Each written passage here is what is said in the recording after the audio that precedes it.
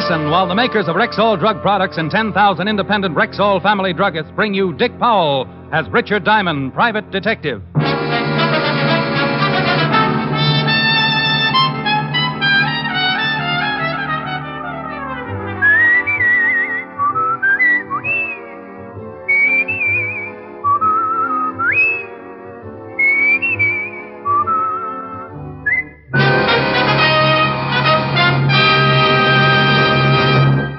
Good evening. This is Bill Foreman speaking to you for the 10,000 independent druggists who have made the word Rexall part of their own store names. They've done that because they recommend and sell the 2,000 or more drug products made by the Rexall Drug Company. The new Ann Delafield Reducing Plan is a good example. This plan is one of our druggists' most popular sales items. It helps you lose quickly, easily, up to 5 pounds a week, and where it shows. No wonder our customers like it. It's the work of famous health and beauty expert Ann Delafield, who has successfully reduced more overweight people than any other expert alive. That's why you can be sure of a safe, sound, scientific plan with no drugs, no calorie counting. You get vitamins, special appetite-reducing wafers, and a big beauty book to guide you. See how easy it is to be slim. Ask about the Ann Delafield Reducing Plan at Rexall drugstores everywhere. Good health to all from Rexall.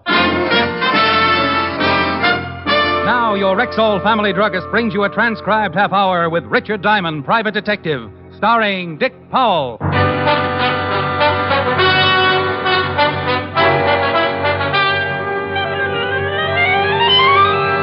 When Irish eyes are smiling. Well, if it ain't Richard Diamond, the smiling gumshoe. Well, if it ain't Sergeant Otis, the laughing hyena.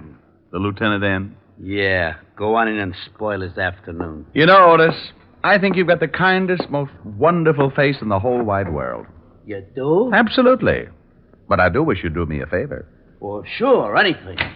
Stop wearing it upside down. Hello, Walt. Hello, Rick. Sit down. Oh, thanks. What's doing? Want a sandwich? I'll take some of that coffee. Sure. Something on your mind, Rick? No, just got tired of sitting around the office. No business? Not in a week. Got any sugar? Oh, yeah, I forgot. Here. Yeah, Otis? Lieutenant, I got some guy on the phone who won't give me his name. Says he wants to talk to you. Matter of life and death. Okay, put him on. Right. Homicide, Lieutenant Levinson. I'm going to say this once, so listen carefully. Tonight, somewhere in New York City, I'm going to kill a man, and there's nothing you can do about it. What? Promptly at 8 o'clock, somewhere in this city, I'm going to kill a man. Hello? Hello? Something wrong? Some guy says he's going to kill somebody at 8 o'clock tonight. Oh, dandy. Crank. Did he say who his victim is going to be? No, just a crank. I should have humored him. Made suggestions. My landlord, for instance. Be a little gruesome if he really did it. Yeah. You'd have a hard time protecting 8 million people from a killer you don't know anything about.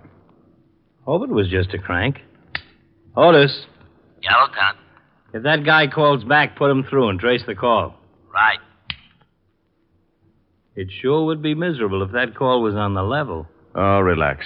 I'll have some more coffee. I had some more coffee. Walt worried a little, not a lot, because a big precinct caters to a good number of cranks every day. We talked about old times, and around 6, I matched Walt for dinner. He stuffed himself at the automat until I ran out of change and begged for mercy. Then he dropped me off at my flat on 53rd and went back to the precinct. I showered, shaved, slipped into my blue suit, and headed for the door.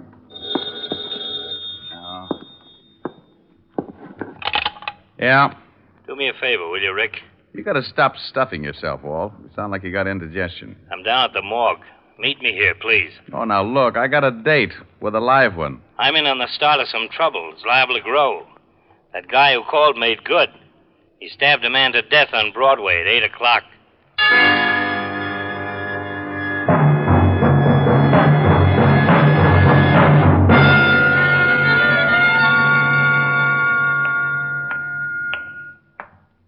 Here he is, Lieutenant. Hello, Walt. Hi, Rick. Thanks for coming down. Okay, Hal. Who is he? Or, who was he? Brother identified him. Abraham Weiss. Stabbed in the heart from behind with a long, thin instrument. On Broadway at 8 o'clock. That's right. A dozen people saw him stagger to the curb and fall. Most of them just thought he was drunk. You think your boy on the phone did it? 8 o'clock, right on the nose. Whoever did it must have walked up behind him, jabbed him just below the left shoulder blade, and kept on walking. What do you want me for, Walt? If this guy on the phone did kill Abraham Weiss and we can't find a motive, it's a little more than a simple killing. We may be mixed up with a madman. Oh, so I qualify in that league. You're one of the few guys who really is interested in criminal psychology. Well, I think it's the answer. You can't stop something unless you know the cause. Will you give me a hand, Rick? Sure. I've got Weiss's family at the station. Let's go see them.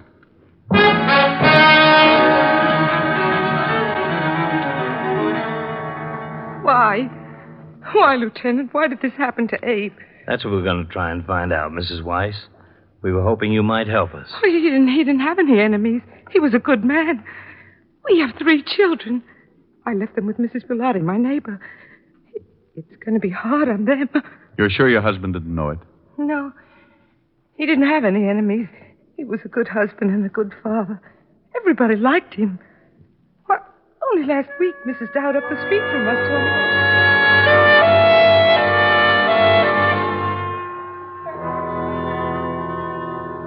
We'd like a list of your brother's friends, Mr. Weiss. Where he worked, people he had business with, anyone you can remember who might give us a lead. Been sitting out there thinking about that. There just isn't anyone that I know would want to kill Abe. He was a good guy, did his job, took care of Louise and the kids. He didn't bother nobody. How long were Louise and Abe married? No, 6 years, maybe a little more. Nice girl, Louise. Oh, the best. Good wife. What happens to her now? I'll take care of her. You're not married, huh? No. Quite a job taking care of a widow and 3 kids. I'm doing all right. It's the least I can do. You got a girl? Yeah, why? Maybe going to get married, huh? Well, I'm engaged. I've been thinking about it. It'll have to wait for a while, I guess. Until Louise gets back on her feet. Okay. Tell us about some of your brother's friends. Well, I guess his best friend was Art Brearley. They was awful close for years. He told us about everyone he could think of. Gave us a dozen names and addresses we could check. Like Louise, Martin couldn't figure why anyone would want to kill Abraham Weiss. The next was Mrs. Rebecca Weiss, tired, the hurt in her eyes enough for all the mothers who had raised a son and lost him. We'll try not to keep you too long, Mrs. Weiss. It's all right, Lieutenant. You want to help? Would you like a glass of water? No.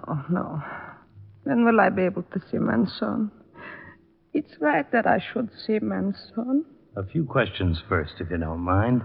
I know you're trying to help. Just me a few questions. As many as you like, Lieutenant. Not long with Mrs. Rebecca Weiss. Nothing that would help to catch her son's killer. So we checked the people who had known Abraham, and there were plenty. His boss gave us a few more names to add to the long list. All of them friends who couldn't imagine why anyone would want to kill a nice guy like Abe. At 7:30 the next morning, Walt looked at reports and poured more coffee. Here. I'll put sugar in it. Thanks. If that phone call was on the level, why would a guy kill like that?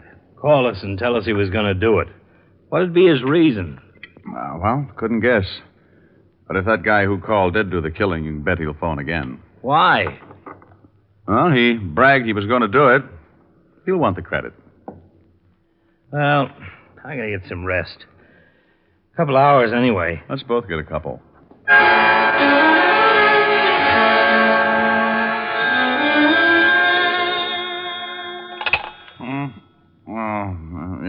Yeah?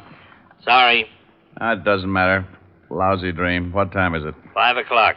Oh, I died, didn't I? Our boy called again. Oh? You trace it? Phone booth in Grand Central. What do you have to say? Not much. Wanted to know how we liked his handiwork. What's a good answer to that one? Well, I said a few things, but I guess he figured we weren't satisfied, so he promised he'd kill somebody else tonight.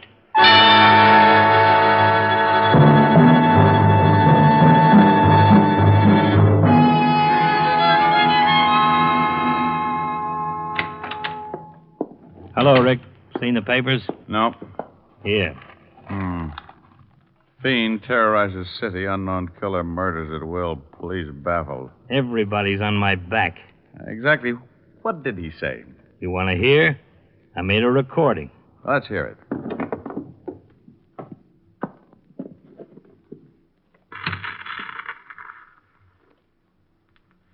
Okay, Otis, put him on. Hello, Lieutenant. Yeah? What do you think now, Lieutenant? I did what I said I was going to do, didn't I? Look, who is this? The man who called yesterday and said he was going to kill someone at 8 o'clock last night. I don't believe it. Well, certainly you do. You'd like to stall so you could have this call traced. Well, you'd better listen.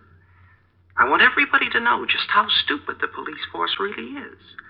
I'm going to kill again tonight, and there's nothing you can do about it. Look, you, whoever you are, if it's the last thing I ever do, I'll... Tonight at 8, another innocent victim will die because the police can do nothing about it.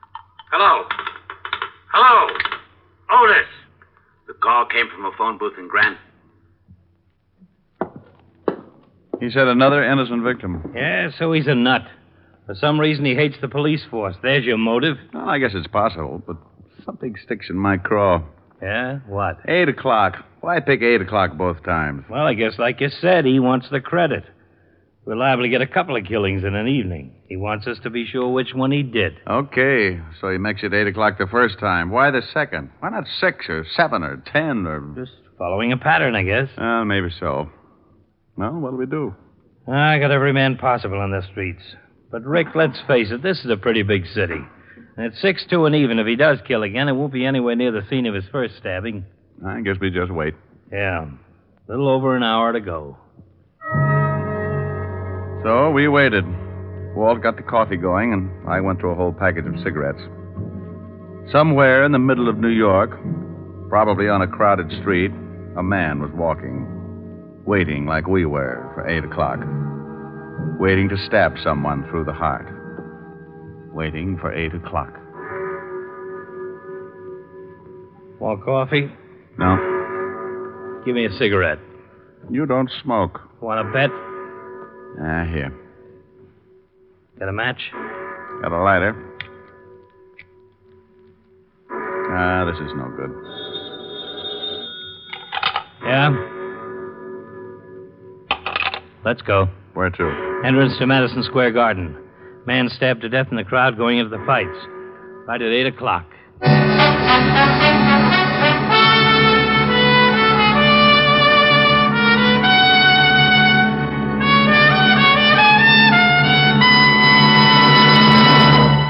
Now you can get 5 times the established daily requirement of all vitamins with known minimums in one formula.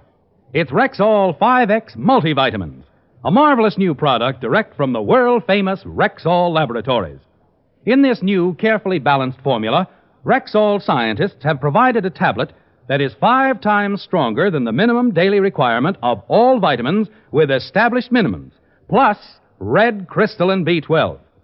Rexall family druggists are so anxious for you to reap the benefits of this amazing new vitamin formula that they invite you to try it for 10 days at their cost. They offer you a 10-day trial size, a regular $1.79 value in itself, free of extra cost, with a purchase of the regular bottle of 50, both for only $6.95. If, after 10 days, you do not notice a marked difference in your general health and well-being, return the unopened bottle of 50 tablets, and your full purchase price will be refunded. Take advantage of this special introductory offer on Rexall 5X Multivitamins, the tablets that give you 5 times the established daily requirement of all vitamins with known minimums, plus red crystalline B12. Ask for 5X Multivitamins at Rexall drugstores everywhere. And now back to tonight's adventure with Richard Diamond, Private Detective, starring Dick Powell.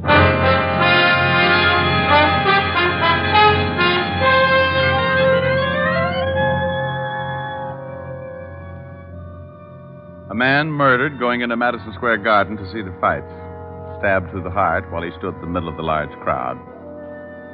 We went through the same routine. Identify the body. Question witnesses who had been close to him. See his friends. Anyone who knew him. Name's Leon Ellis. Small-time fight manager. No family. Handles a young kid named Billy Martin. Wasn't fighting last night. At 10 o'clock the next morning, we found Billy Martin working at the East Side Gym. We talked to him for a while, but he couldn't help much. So we kept going, making our list of names, talking to everyone, all morning and into the afternoon. By 4:30, we were holding each other up. Look, we're working with a madman who kills anybody close to him so he can show how helpless we are to stop him.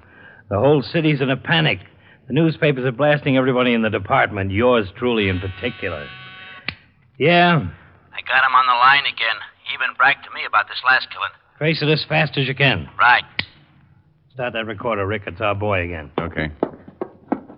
Go ahead. 5th Precinct, Lieutenant Levinson. You can skip the formalities, Lieutenant. Your sergeant told you who was on the line. Well, I did it again last night, didn't I, Lieutenant? Okay, so we can't stop you. I admit it. I'll admit it to the papers. That should make you happy. The police department can't do anything about it. That's what you want, isn't it? Again tonight, Lieutenant. One more person will die. Now, wait a minute. At least give me a chance to talk to While you. you trace the call? No. Tonight at 8 o'clock, and you can't stop me. Hello? Yeah? Call came from a phone booth in Rockefeller Center. Pick's the right place to call from. We'd look pretty silly rounding up everybody in Rockefeller Center.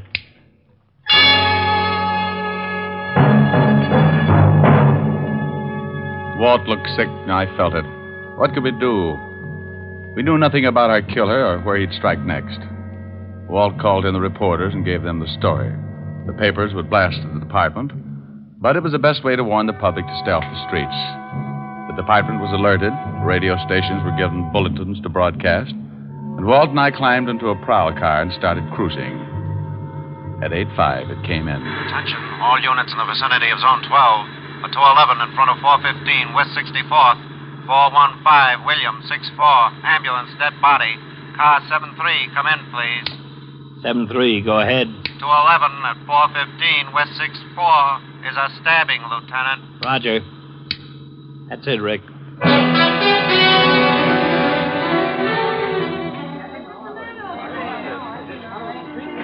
The victim was an elderly man dressed expensively and lying face down on the sidewalk. Again, no witnesses to the killing. Most of the people who had seen the man fall realized almost immediately what had happened because of the publicity on the last two killings.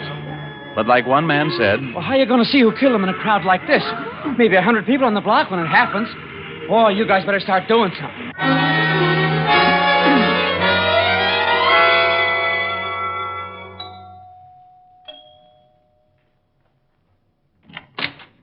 Yes, sir? Does Mr. Arthur Reeves live here? Yes, sir, but Mr. Reeves is not in at the moment. I'm from the police. Lieutenant Levinson, homicide. Homicide? I'd like to talk with everybody in the house. Certainly, sir. Has something happened to Mr. Reeves? He's been murdered. Oh, no. No, not Mr. Reeves. How many people in the house? Myself, the maid, and Mr. George Reeves, Mr. Reeves' nephew. Tell him I'd like to talk with him. And we talked with the three people in the dead man's house. The maid, the butler, and George Reeves, the nephew. I warned him not to take his walk tonight. I showed him the papers. Did he usually take walks at night? That's for the past 15 years. Know why anyone would want to kill him? Mr. Reeves? Of course not. You know very good and well it was that fiend what did it. How about you? Can you think of why anyone would want to kill your employer? No, sir. I've been with Mr. Reeves for over 20 years. I'm acquainted with most of his friends and associates. Look here. I can assure you that my uncle knew no one who would want to kill him. You're his nephew? That's right. Your uncle took walks every night? Yes, every night. Well, if you don't mind, we'd like you all to come down to the station to make statements.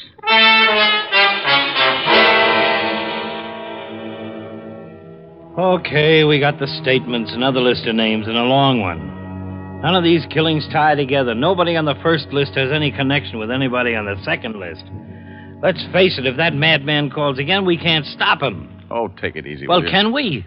I want to talk to the maid, the butler, and the nephew again. Why? It's just the same as all the others. I want to talk to them, okay? I'm sorry. Getting jumpy. No, you're tired. So am I. Otis, send in the maid. What are you doing? Fixing the recorder. I may want to listen to it again. So we again talked to the maid, then the butler, then the nephew, and the tape recorder picked up everything they said, and it sounded very much like everything everybody else had said after the first two killings. Walt let them go home and went up to talk to the commissioner. When he came back, he looked pretty discouraged. I'm sure on the griddle. Salvador, turn in my badge. I want you to listen to something. Oh, sure. I've cut out sections of tape, stuck them together. Mr. Reeves took walks every night after dinner, and dinner was always at 7? That's right. Then he always left sometimes close to 8? Yes, 7:30 or a quarter to 8. He was never gone more than half an hour? No. What time did he leave tonight? About a quarter to 8. Weren't you worried when he didn't come back within half an hour? Well, certainly. Both the maid and I were very anxious. Were you all in the house between a quarter of 8 and the time we arrived? Yes, sir. Where was Mr. Reeves' nephew? In his room. He went up right after dinner. How wealthy was your employer? He was very wealthy. Mr. Reeves, who inherits your uncle's fortune? Why, I do. Was Mr. Reeves ever longer than half an hour with his walks? Never more than a few minutes, one way or the other. Who handles your uncle's affairs, Mr. Reeves? Well, Richard B. Gregg. He's been my uncle's attorney for many years. Young Mr. Reeves has always been excitable. Gotten a lot of trouble in the past. Yes, he argued with his uncle many times. No, Mr. Reeves didn't come down and ask why his uncle had been gone so long. Certainly I worried about my uncle, but I thought he might have stopped along the way for something or other. Okay, so you took out pieces of the testimony and stuck them together. So what? Just this. Every one of these killings have taken place at 8 o'clock. I know, and it's worried you. Now, this is the first time that one of our victims was certain to be out on the streets at 8 o'clock. Coincidence? Maybe. Mr. Reeves was a wealthy man, very wealthy. And the nephew gets his money, and the nephew was in his room at the time of the killing. Who saw him? The butler and the maid both say he was up there. So he climbs out a window. His uncle was killed only 2 blocks from the house. Plenty of time to stab him, get back through the window. You're really reaching out, aren't you? Sure I am. What do you want me to do? Well, the nephew's voice certainly doesn't match the ones we got on the threatening phone calls. So he disguises it. I got an idea. What?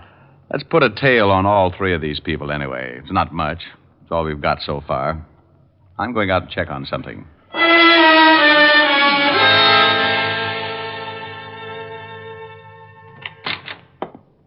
What? Here's something that'll make your hair curl. I just saw the attorney for the Reeves estate, and he said the old man was planning on changing his will, leaving all his money to charity, not his nephew. He was supposed to meet with Mr. Reeves this morning. And Reeves gets killed last night. Pretty convenient for the nephew. We can't arrest him on that. No, but it makes a good motive. You think the nephew would kill 2 men and then his uncle, just so it would look like a madman had picked out another innocent victim? You gotta admit it'd be pretty clever. There's an understatement. Yeah? He's on the line again, Lieutenant. I'm tracing it. Oh, no. Our boy again. There goes your theory. Hello? You can't do anything, Lieutenant. I've killed 3 men, and you can't stop me. I'm going to kill again tonight at 8. Hello? Was him, all right. Tonight at 8. Rick, we've just got to do... Yeah? Call came from Grand Central again. Okay. Well, what happens to your theory now? Well, he might do it again. Expect you to react just this way. Who's tailing George Reeves? Harrison. When does he report in again? Checks in on the hour. Last time was about 20 minutes ago. 40 minutes to go, huh? No way of contacting him? No. Okay, we wait.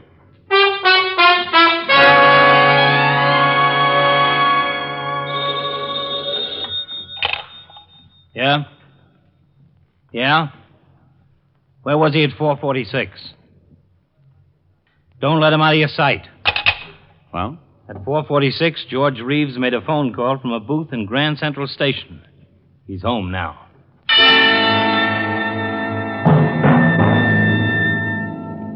Well, we had something. A motive and a man calling from Grand Central, but not enough to make an arrest. We waited until 7 and then headed for the Reeves house. The area is surrounded. He'll have 2 men on him no matter where he goes. He's still in the house? According to Harrison. No, I want to do more than pick him up with a knife. Here he comes. Yeah. Climbing into his car. Attention, cars 31415. Suspect heading east. Proceed east on your streets. We tailed him, keeping in contact with the other cars as they stayed parallel. When Reeves turned off, we went on ahead, notified the car in our right or left to pick him up. That way Reeves wouldn't suspect a tail. About 7:30, we got a call that Reeves had parked. We headed for the spot in a hurry. Suspect is heading north on Calder. Oh, get ahead of him. Park at the corner of Davis. We'll pick him up there. We stopped at the corner and got out of the car. We waited until we spotted Reeves walking in our direction and then let him pass and followed, staying close. We kept after him until 5 minutes to 8. He swung out on Broadway and was pushing his way through the crowd. Then it happened. Where'd he go? We've lost him. Come on. 3 minutes to 8. Let us through, please. Well, I never. Get out of the way. Oh, you push. Look out, please. You see him turn off? No, he's got to be... Walt, crossing the street. Let's go. Reeves. What? No. Look out for the knife. No. Let me go. Drop it. You okay? Yeah. Here's the knife. Young man, what right have you got to hit that nice gentleman? He was helping me across the street. I have a good mind to report you. Lady. If this man was helping you across the street, just forget about him. Go bet on a horse or something. This is your lucky night.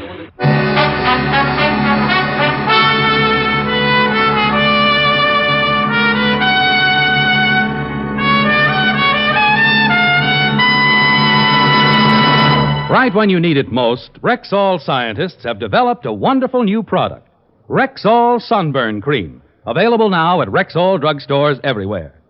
Rexall Sunburn Cream is a new film-forming compound that relieves sunburn misery almost immediately, gives more uniform coverage, and stays on longer than ordinary sunburn remedies.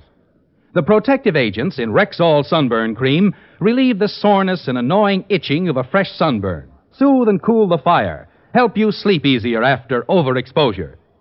During these summer months, keep Rexall Sunburn Cream in the family medicine chest. It's available now at Rexall drugstores everywhere, the stores with the orange and blue sign. Good health to all from Rexall.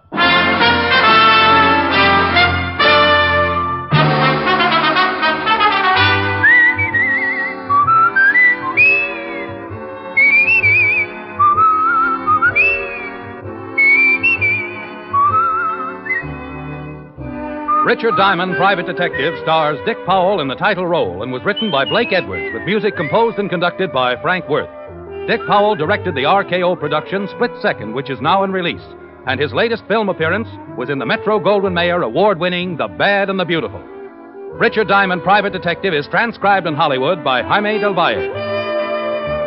This is Bill Foreman inviting you to be with us next Sunday at this time when Rexall Drug Products again bring you Dick Powell as Richard Diamond, Private Detective.